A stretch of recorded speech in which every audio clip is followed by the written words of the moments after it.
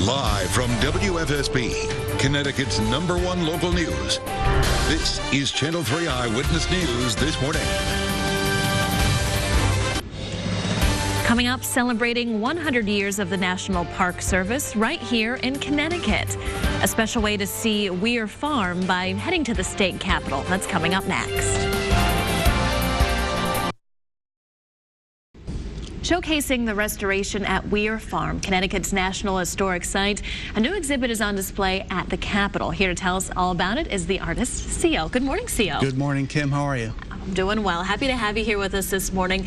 First of all, can you tell us a little bit about Weir Farm itself? Yeah, Weir Farm is, first of all, a lot of people don't know that it's in Connecticut. I know, right? First of all, yes, very important. It's our National Historic Site right here in our state. It's Connecticut's first national park unit. It's located in Wilton and Richfield, kind of straddles the two towns in southern Connecticut. It's one of the newer parks, so it's been around since the 1990s. It's when it was designated a park. But the property goes back to 1882, which is when a fellow named Julian Alden Weir purchased the farm.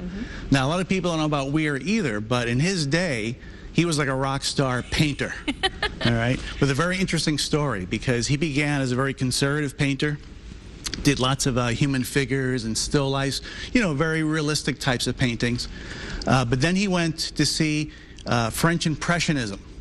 And that was very radical in its day, and he didn't like it at all. In fact, he said it was horrible, his exact words. In fact, at the exhibit itself, he called it a house, a chamber of horrors, is the way he described it. Oh, my goodness. But what's interesting is over time, he started actually adopting that style, and he started loosening up his brushstrokes.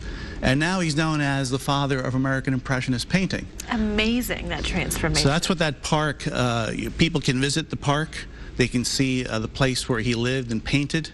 They can go into his house, into his studio. And when you see the landscape there, it's the landscape that you'll see in a lot of the Impressionist paintings of that era. And you, as an artist, had a very unique experience with Weir Farm. Tell us about that. Yes. When I was kind of finding my way as an artist in photography, I went to visit Weir Farm just as a tourist. And then I found out that they had what they call an artist in residence program. So I applied, not thinking that I would get in. But thankfully, they accepted me. Somehow, they liked something that I had to offer. So I ended up living in this historic cottage at Weir Farm for an entire month. So cool. Yeah, and during that time, I got to just, you know, explore photography, figure out what I wanted to do as a career. And that, in turn, led to a series of commissions from the National Park Service, starting at Weir Farm. So tell us about the exhibit that's going on at the state capitol right now. The exhibit at the state capitol, I'm very excited about it. It celebrates the 100-year anniversary of the National Park Service, for starters. But what we wanted to do was to draw attention to Weir Farm being the first park unit in Connecticut.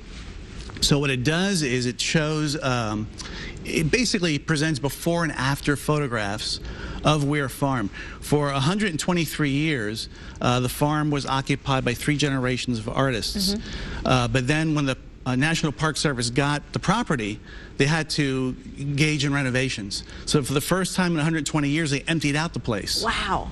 So when I was there, I got to photograph the interiors. This is back in 2011. Yeah. So I got to photograph the interiors of Weir's house and his studio. And then a couple of years later, they brought me back to photograph the renovation. Fantastic. And so at the exhibit, you'll see the before and after photos. And I think we have some of the slides here, too. These are some of the ones that we're showing you right now of those before and after photos. And just incredible to see that transformation. And, of course, this is just a taste of what you'll see if you head to the state capitol to see it. How long's the show going on, Cia? It's going to be on for the entire month of November. It's Perfect. Monday through Friday from 8 to 5 at the state capitol. Wonderful. Thank you for joining us this morning. Thanks for having me. For sharing a piece of our state history with us. Thank you, Kim. Appreciate it. And we'll toss it over to Mike for one last look at the forecast this hour. Well, it's looking nice for today. A little bit cold.